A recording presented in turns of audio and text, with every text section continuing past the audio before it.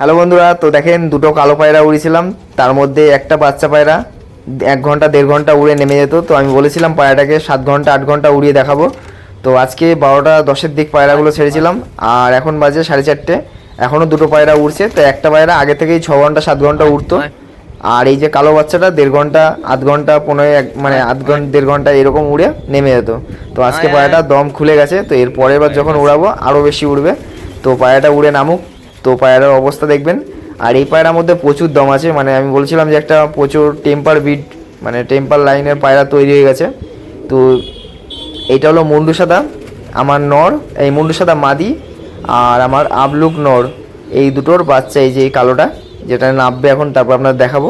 মানে এর যে মা ছিল মুন্ডু সাদা, একদম নেতানো টাইপের, আর ওর মা যখন উড়ে নেমেছিল ওই পায়রাটাকে আমি 3বার উড়েছিলাম। একদিন 5 ঘন্টা উড়েছিল, তার আগে 10 মিনিট 20 মিনিট এরকম করে তো উঠতোই, মানে দম ধরার পর একদম পুরো 5 ঘন্টা উড়েছিল। একদিন 7 ঘন্টা উড়েছিল। পায়রা উড়ে নামার পর ওই মেয়ে পায়রাটা, এর যে মা কালো, এর যে মা ছিল, এর মা কী করতো, উড়ে নামার পর পায়রাটা জল খেত না, যতই সামনে জল থাকুক ওই পায়রাটা জল খেত না দেখতাম।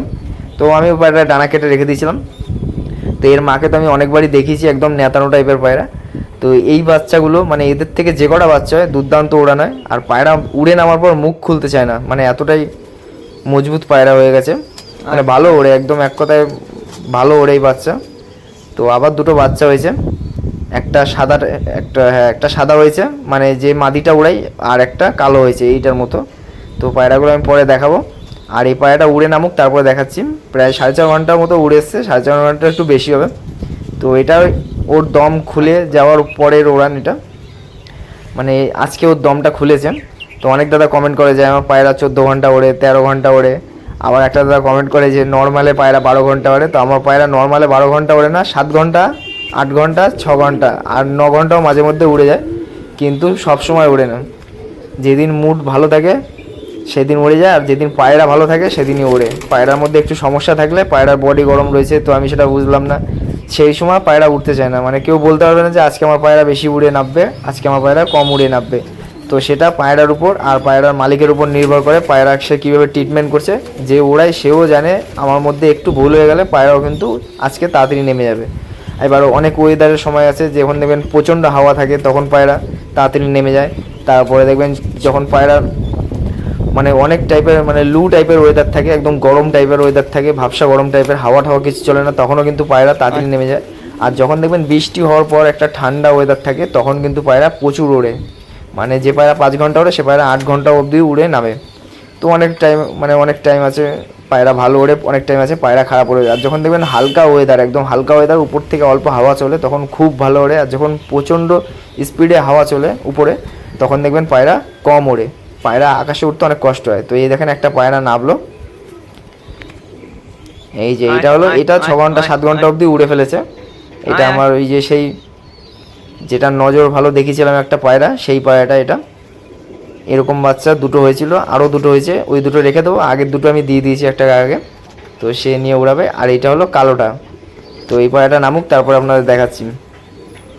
এর দিদিও মানে উড়ে নামার পর আপনি দেখে বুঝতে পারবেন না যে এই পায়রা এতক্ষণ উড়ে নেমেছে। 9 ঘন্টা উড়ে নামার পরও পায়রা একদম বিন্দাস ছিল। এর যে দিদি, এটা নড় বেরিয়েছে, তো এইটা দম ধরছিল না, তো আজকে ভালো উড়ে নামলো। তো এর পরের দিন যখন উড়াবো তখন আবার দেখাবো পায়রাটা আরও বেশি উড়ে নামবে, কারণ দম ধরতে চাচ্ছিল না। তো আজকে তো পায়রা নামতে চাচ্ছিল না, তো পায়রা ছেড়ে নামালে এখন খাওয়াতে হবে পায়রাকে বিকেলবেলা। তো এই যে হলো পায়রাটা, দেখেন পায়রাটা প্রায় 12টা থেকে 12টা 10-20 দিকে উড়িয়েছিলাম, মনে নেই, উড়িয়ে দিয়ে চলে গেছিলাম। 4টে পায়রা উড়িয়েছিলাম, 2টো পায়রা নেমে গেছিলাম, আর এই দুটো উড়ে যাচ্ছিলো। তো আমি ভাবলাম নামার সময় ভিডিওটা করবো, নয় মানে ভিডিও অনেক বড় হয়ে যায়। আর এই পায়রা দেখেন, এই পায়রাও দম প্রচুর আছে। এটা হলো মুন্ডু সাদা নর, আর মুন্ডু সাদায় মাদি। এর মা আমার বাড়ির পায়রা না, ভালো ওড়ে। এই যে পায়রাটা, এর দাদা আমার বাড়িতে 9 ঘন্টা উড়েছে।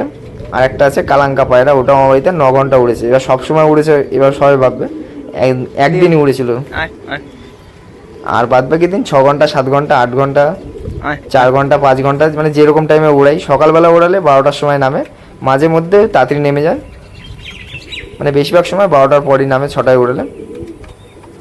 তো দেখেন এই যে পায়রাটা একটু ভয় পাচ্ছে, কারণ আজকে উড়ে বেশি নেমেছে। তো আমি আপনাদের পায়রা দেখাচ্ছি, দেখেন পায়রাটা আপনাদের ধরে শক করাবো, যখন ধরে শক করাবো তখন বুঝতে পারবেন পায়রাটা কীরকম লেভেলের পায়রা। কিন্তু একটা জিনিস দেখে মনটা একটু খারাপ হয়ে যাবে, কারণ একটা চোখ এতটা সুন্দর আর একটা চোখ মানে ফটা চোখ, অর্ধেক কালো অর্ধেক লালের মধ্যে। দেখাবো যখন বুঝতে পারবেন পায়রাটা। তো এই দেখেন এই পায়রাটার অবস্থা খারাপ হয়ে গেছে। তো একে আজকে পেঁয়াজের জল দিয়েছি, কারণ এই বাচ্চাটা অনেক বেশি উড়ে নেমেছে, আজকে অনেকটা গরম ছিল। এই দেখেন ঝাঁঝরা হয়ে গেছে, ওই কালো পায়রাটাও ঝাঁঝরা হয়ে গেছিলো, যখন হাতে ধরেছি চিপসে গেছিলো পায়রা, কারণ ওকে ঠান্ডা জল এখনও দিইনি পায়রাটাকে। এই দেখেন, তো এই পায়রাটা আপনার ধরে দেখাচ্ছি। এই পায়রাটা আর কদিন পর ভালো উড়বে। তো এর পিছনে আমি বেশি ট্রিটমেন্ট করি না, যার কারণে পায়রাগুলো একটু ঝাঁঝরা হয়ে যাচ্ছে। তো পায়রা উড়ানোর আগে ঠান্ডা জল দিতে হয়, তো ওইসব করার এখন আর টাইম পাচ্ছি না, কাজে যাই, যেদিন কাজ ছুটি থাকে সেদিনই উড়াই। মানে একদিন পর পর উড়ালে ভালো ওড়ে, একদিন দুদিন গ্যাপ দিয়ে উড়াবেন, পায়রা ভালো উড়বে। তো অনেক দাদাই কমেন্ট করে পায়রা কীভাবে উড়াতে হয়। নর্মালে উড়াতে গেলে পায়রা পিছনে বেশি খাটতে হয় না, পায়রার বডিটা ঠান্ডা রাখবেন, স্নান করাবেন, যেদিন উড়বে তারপরের দিনই পায়রাকে স্নান করিয়ে দিয়ে হালকা রোদে রেখে 1-1.5 ঘন্টা আবার ঘরে ঢুকিয়ে দেবেন। পায়রাকে সিঙ্গেল রাখবেন, যদি মস্তি হয়ে যায় তাহলে সে পায়রাকে একা রাখবেন, আর যদি মস্তি নয় তাহলে আপনি সে নর্মাদি পায়রার সাথে রাখতে পারেন। দেখেন বডিটা দেখেন চিপসে গেছে, অনেকটা চিপসে গেছে, এই উড়েছে ওর জন্য পায়রার বডিটা চিপসে গেছে, না হলে কিন্তু পায়রাটা মোটা ছিল, প্রচণ্ড ভারী পায়রা ছিল। আর এবার দেখেন পায়রার চোখের কোয়ালিটি, আর এই যে চোখের পট্টি দেখছেন বিশাল বড় হয়ে যাবে, মানে পুরো সাদা হবে, পট্টিটা অনেক বড় হয়ে যাবে, কালো পায়রা হবে। এটা হয়তো মুন্ডু সাদা হলেও হতে পারে, দেখা যাক, মুন্ডু সাদা হলেও হতে পারে, না হলেও হতে পারে। আর এই পাশের চোখটা দেখেন ফাটা চোখ, এক পাশে কালো এক পাশে খয়েরি টাইপের। এই দেখেন পায়রার ডানা, দুর্দান্ত ডানা আছে। তো পায়রাটা দম ধরছিল না, রাগ তো হচ্ছিলো, কিন্তু রাগ মানে হাল ছাড়িনি, পায়রাটাকে উড়িয়ে যাচ্ছিলাম, মাঝে মধ্যে উড়াচ্ছিলাম। 15 মিনিট, কোন দিন তো 15 মিনিট, কোন দিন আধ ঘন্টা, আবার কোন দিন 1.5 ঘন্টা এরকম করে নাবে। তো আজকে যখন উড়ে নামলো, এরপরে যখন উড়াবো পায়রা আরও বেশি নামবে, কারণ যে পায়রা একবার 4 ঘন্টায় চলে যাবে সে পায়রা 7 ঘন্টা যেতে বেশি টাইম লাগায় না, কিন্তু যে পায়রা আধ ঘন্টা 1.5 ঘন্টা এরকম করে উড়বে সে পায়রা কিন্তু যতদিন না ভালো উড়ছে ততদিন ওকে উড়িয়ে যেতে হবে। এবার তার মধ্যেও পায়রার মধ্যে অনেক সমস্যা চলে আসে। পায়রা এই দেখেন, এই যে হলো যে বাচ্চাটাকে ছোটোবেলায় মানে উড়িয়েছিলাম, যে কালোটা দেখালাম, ওটা হলো ছোটোবেলার বয়স।